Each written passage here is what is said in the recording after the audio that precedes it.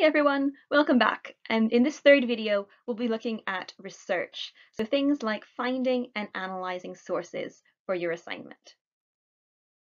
So before we properly start, I'd like you to pull out your worksheet again and do activity number 3. So what makes a source reliable? Then you write down some of the things you think make a source reliable and some of the things you think make it unreliable. So just pause the video here for a second, do that activity, and then come right back. All right, I hope you had the chance to do that activity quickly. So I want to go over a few things that make a source reliable. The first off is peer review. So peer review is a term you may be familiar with, or perhaps it's new to you. What it essentially means is that the article has been read not just by, say, the author, not just by the publisher, but by other academics in the field. So if I want to get something published, I write my article, I send it off to the publisher, and the publisher goes and finds a few experts in my field, and they send the article to those experts. And then those experts read it and they think, okay, this is a good article, but it could use a few changes perhaps. And they send it back to me, and then I make a few changes and it goes and it gets published. If it was an absolutely terrible article, it would get rejected at that point. And if it was an absolutely brilliant article, it might get accepted with no changes. But the point being is that it's not just the ideas of a single author, but that it's been kind of checked over and that it's been improved potentially by a few other authors. So when something says that it's been peer reviewed, it means that it's been kind of vetted, it's been approved, it's been worked on perhaps by multiple experts. This doesn't necessarily mean it's right, doesn't mean it's perfect, but it does mean there's a layer of reliability there. So another thing we want to think about in terms of reliable sources is we want to think about bias. We all have biases, of course. We all come from certain backgrounds. We all think in a certain way. We all have certain experiences. So none of us are going to be unbiased. But sometimes our work may be more biased than others. So when you're reading an article, you do want to watch out for signs that a person may be biased towards or against something. And then thirdly, you want to think about the audience of your article. So who is the article intended for?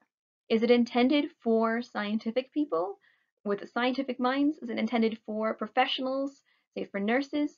Is it intended for a general audience? Or is it intended for maybe a bunch of people who want to spread conspiracy theories? So you think about who the article is intended to reach. And obviously, if you're writing an academic paper, you should be looking for articles that are intended for a professional academic audience. We'll talk a little bit more about that in a minute. So I want to briefly mention charity websites, because obviously things like NHS Choices are wonderful, but they also have issues when you're referring to them in an academic article. So normally if this was a face-to-face session, I would ask you the question, what's wrong with using a source like NHS Choices? And what one of you would almost certainly say is that NHS Choices is designed for the public. Quite frankly, NHS Choices is designed for people like me who aren't specialists in nursing and health sciences. It's designed for your average person to get some basic ideas about how to take care of themselves. Whereas you're health professionals, and you should be looking for something a little bit deeper, a little bit more detailed, a little bit more scientific and academic. So NHS Choices is a great website, but in your research, since you are professionals, you are now researchers, you should be looking for something a little bit deeper and designed for an academic audience, which is what you are. So here's a kind of a step process to be evaluating sources as you're looking at them. So first, you want to ask yourself who. So who wrote it? Is it written by a professional body or by a special interest group, for instance? So is it by people who should definitely know what they're talking about? Or is it by people who maybe have an agenda? What is the publication? Is it a blog? Is it a web page? Is it an article, a book, podcast, tweet?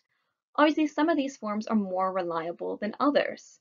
So a blog is potentially reliable if it's on a reliable website, but if it's just written by one random person, maybe not. An academic article tends to be reliable, and same with books, depending. Something like a tweet could possibly be reliable if it's coming from something like the NHS, but it's also, yeah, generally seen as a bit more ephemeral and less solid than something like an article or a book. So where is the publication? Is it in an academic journal or is it public information? This goes to what we were saying about NHS choices in the previous slide. Are we looking at sources that are aimed at an academic audience like you, or are we looking at sources that are aimed at a general audience? You want to be looking at stuff that's more academic. When was it published? So is it cutting edge research? Has it just come out, or is it outdated? In some disciplines, it's okay to look at stuff that's been published maybe 20, 30, 50, 100 years ago, even depending, say if you're studying history. But in nursing, you want to be looking at things that are quite recent because obviously things change and your cutting edge research is really important to be kind of staying right up to date on stuff. And finally, you want to think about why something was published. Is it scientific research or is it biased opinion? If something's coming out from like the Society Against Vaccines, for instance, that proves that vaccines don't work, maybe you've got a biased paper on your hands there. So perhaps if you're not certain about a paper, if something seems a little off about it, maybe take a minute to figure out who's published it and perhaps what other motives they might have for publishing it. So academic reading, it can be quite a long process and it can be a challenging process. It's something that you will get better at as you go along and as you learn to recognize the conventions. But I'd like you to think of it also as a process, not just as kind of a one-stage thing. So the first thing you want to do is you write down the full citation or the full reference for whatever you're reading. There's nothing worse than getting to the end of an essay, having it all done, having it almost ready to submit, and the deadline's right coming up, and you find you still have to write out your full bibliography, and you're really struggling to find all the sources that you used, and you're really stressed, and you start missing things, and yeah, that is a pretty terrible situation to find yourself in. So at the very beginning, when you start reading a paper, write down the full citation, save it in a document, and there you go. You'll have your bibliography ready in no time at the end then. The first thing then is you want to skim read the article. If you're not certain the article is going to be exactly what you want, maybe just quickly read the introduction, read the conclusion, skim read the middle, read the first sentence of every paragraph, for instance, read the headings, get a sense of what it's about. If that looks interesting, then you can go for another read where you take thorough notes. But if the first reading seemed not that interesting, when you're just skimming it didn't look useful, then you can throw it out at that point.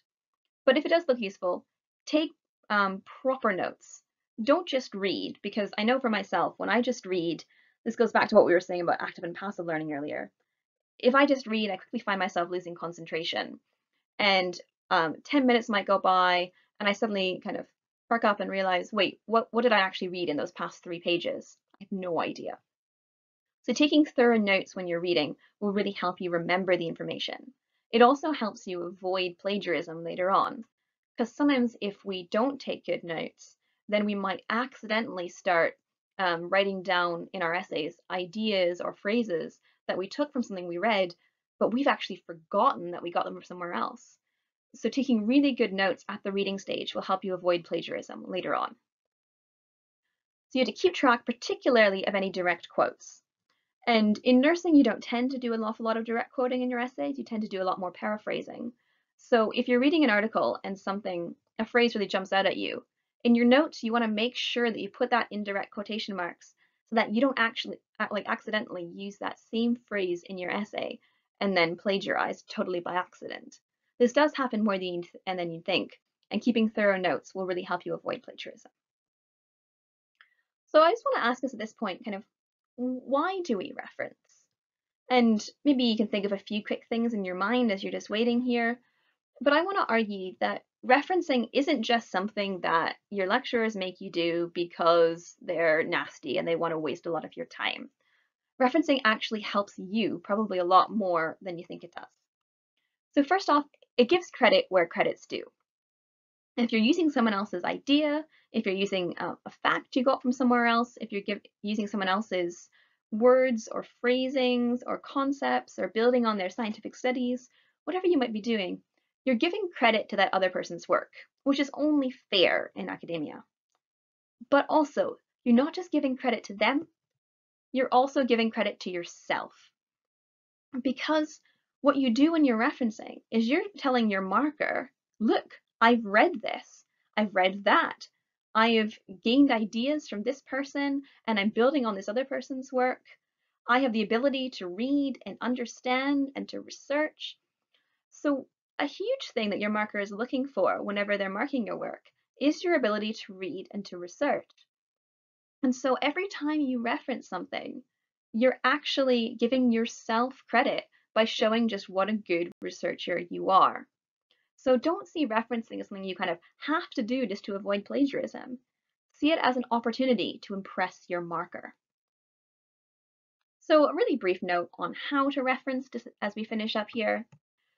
You want to reference frequently. So you want to be referencing sometimes multiple times per paragraph.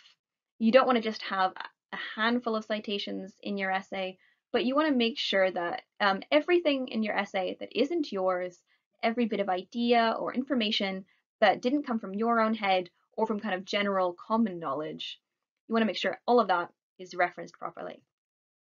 And you also want to reference using multiple articles. If you find that you're referencing the same article over and over and over again, it probably means you haven't read enough. So at that point, you should go back, read more articles, and try and reference more articles. There isn't necessarily, say, a magic number of articles that you need to reference in your essay. You can talk to your tutor about this if you'd like more definite information. But what you should be doing is trying to reference a wide range of articles. You shouldn't be referencing the same thing over and over. So yeah, that brings us to our end of our section about researching, but I hope that's helped give you a slightly better idea about what makes for a reliable source. And I hope you've also convinced that by researching and referencing, you're not just avoiding plagiarism, but you're also improving your mark and impressing your marker as well. So see you in the next video.